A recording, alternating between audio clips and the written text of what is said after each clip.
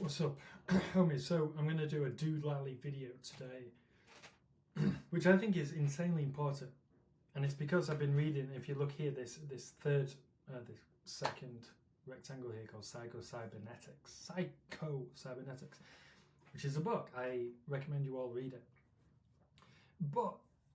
And even though whilst I'm reading this, in many ways I read and think, I know all this, right? As in, it makes a lot of sense. I've already perceived this and conceived this myself, but it's a lot of light bulbs going off in my head as well. And a lot of this applies to, and I'm just saying, why moving out of your hometown will increase your close percentage. But we can apply that to anything, you know, why moving out of your hometown helps you become successful at anything. Why surrounding yourself with different people who are successful, why does that make you successful? And it comes down to self-image, right? And this is the doolally bit, because people are like, oh, you know, this isn't always the logical stuff, but it underpins everything. And like, I'll give you an example. How many times do you hear when people go out and they do all the right things, right? They do textbook things and they follow the procedure, but they don't become successful. They don't make that break. Why is that, right? And it's self-image, and until self-image is absolutely rectified, nothing else can actually change.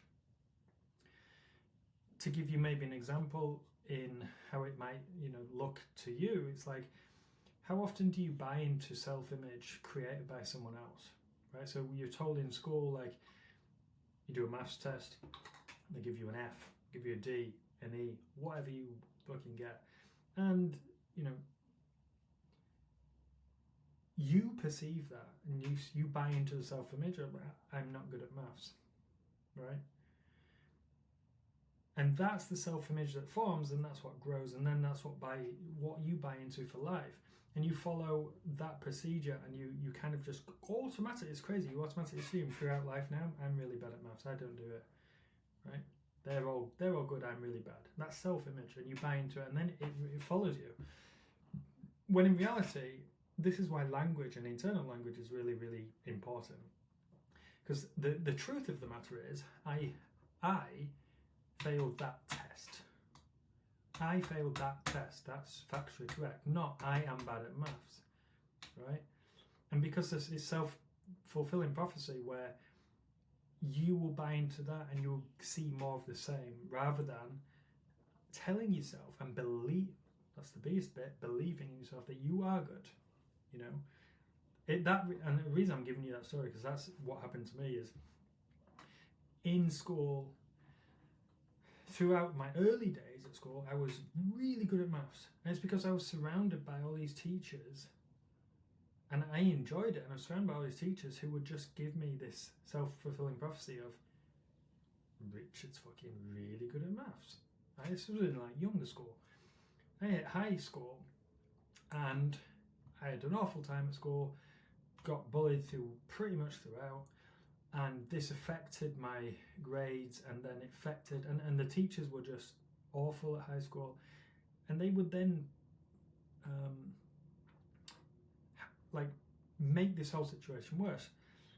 And I got really bad grades in a lot of nearly all the years through high school in maths.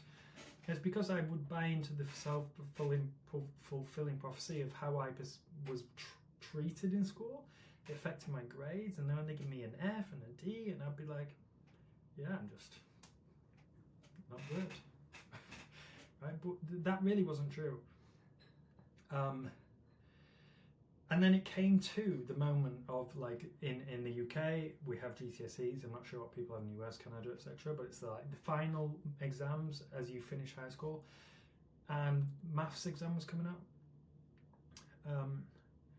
and a few months before the exam, for whatever reason, it was like I wasn't around my friends a lot. There was a lot, all the revising, being at home by yourself, away from the crowd, away from teachers saying anything. And I remember just kind of fulfilling my prophecy from before of like, this is like absurd. Like I'm fucking good at maths. Like I remember, right? And the self-belief kind of came back in that sense. And I got the highest grade in my class, right? In the actual exam that matters. And that's just through self-image. Doesn't matter what anyone says. No one is bad at anything. And maybe you'll understand as well that if you do something and people just tell you you're good, you just become good as well. I used to get told I was bad at cooking throughout college and stuff, and I bought into it forever, and I still don't like cooking. And the reality is because people would always just make fun of my cooking, and so for me, I bought into the self-fulfilling prophecy. I'm really bad at cooking, and I never do it. Right? It's funny, and I still admit that now. That self-image. But I also know from studying this, from being successful in all these other endeavours, is I am not bad at cooking. I was bad in that meal that was made, potentially, right? If I really wanted to, I could change that image and become good at it. Now, why does moving out of your hometown increase your close percentage then, right? In that sense. And it's because when you're surrounded by the people in your hometown, this is not always the case, but everyone likes the status quo. They like the normality. Everyone's doing the same thing. That's what humans enjoy. People form an idea of who you are. They buy into it. Then when you have more people buying into it and treating you as such because this is the image they have, you are stuck within the bounds of it. Right? You can't become successful because everyone perceives you in this way, and that's the energy that forms. That's exactly what happened to me. Throughout high school, throughout college, everyone, because I was around the same people, like from my hometown, we went to college, and all the hometown people loads of us went to the same place. Then we moved and all went to the same place again. Guess what happened? The moment I moved away from all those people and into a brand new place with new people around me, no one who knew me, suddenly no one had this self-image. No one could portray who I am, what I was. And I was able to go, oh, this is different. Like I can change this. Like I can semi-reset and become, I can change. I always knew I could change my self-image, but that becomes incredibly hard when you've got everyone around you treating you as such. As soon as I moved to a new place, no one knew me. I could express myself in a different way. Suddenly, how people perceive me was massively different. I could then work on my self-image and become that success in my mind, right? And all success comes from self-image, because you can't actually become successful. And if you read all these books of what do you call it, law of attraction and things like that, I think a lot of it is voodoo stuff, but there is a rule that is so profound, that is true across everything, is that for you to become successful in whatever you want, you have to actually perceive it in your mind before it happens. It's kind of crazy. You have to believe it's true and act like it's true and it's happened, because the believing in it and it already the case makes it happen. Right? The action then is obviously 90%. But if you can't change your self-image and perceive you are already successful, there is a block in the way. And I see that all across this, and I'm talking about just sales now, but that happens across life. You never really breach out, and why do people who suddenly quit their job to do something new, why do then they don't fail, even though the biggest crash happened, the worst thing, and everyone's like, that's going to destroy everything, you lose your job and do all this. Why do you often break out and break free and improve on your situation after that? I've done that multiple times in life where I've left something and it was scary, didn't want to do it, but circumstances happened. And the next thing that happens, which I never thought would happen or never saw it coming, is a much more broader view and more success, you know?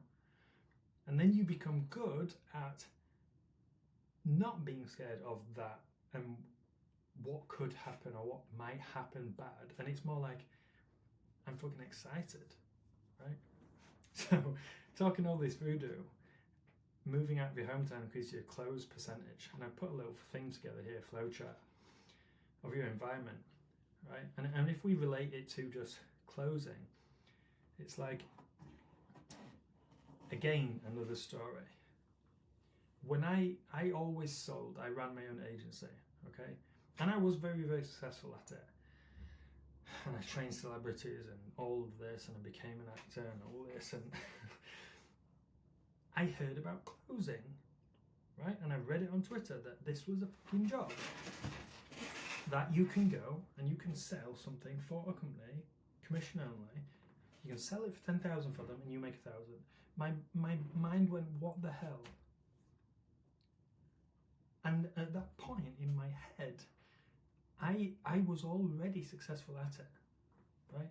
I didn't think, oh, I mean, that sounds good, like everyone else does. And I wonder, I'll see how it goes. No, I thought, you literally, any company here, the CEO is going to have a fucking great time because all they need to do is hire me and I will kill it. And that I had already become successful at it, right? And then I did it for a company and demolished everyone else quickly, set records. And it was like I'd already done it before, you know, because in a way I had.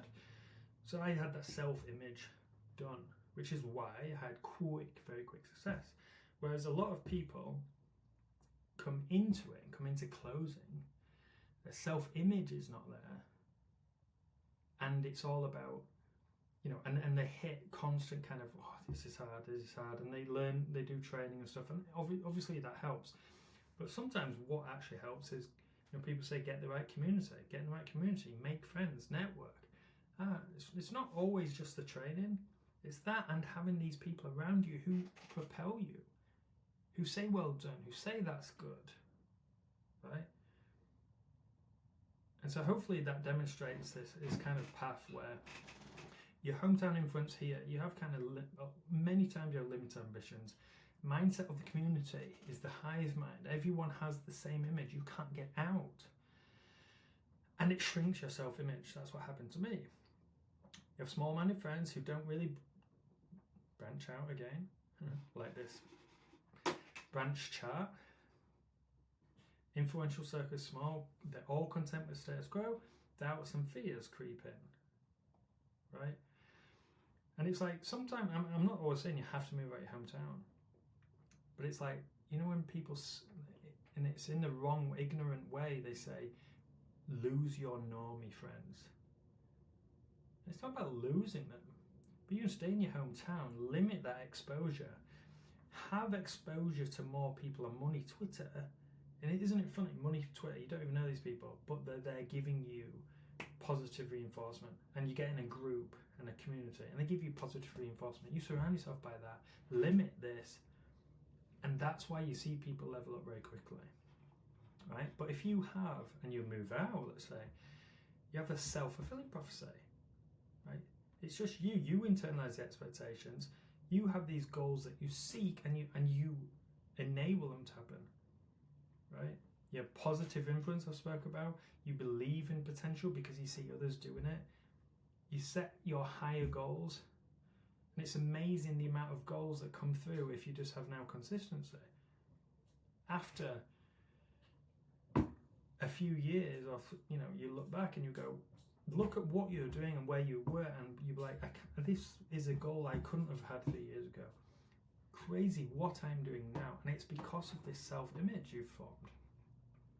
right? And the new surroundings, like when I went from my hometown, I moved to India, my new surroundings gave me this massive belief because I was in India, right? However, I was new. Everyone treated me as like, ooh, this guy, this white guy in India, he can speak Hindi. He acts, he's been on movies, he's trained celebrities. Like, this changed my whole self-image and helped me also, right? I was surrounded by ambitious individuals then, right? No one could change my self-image.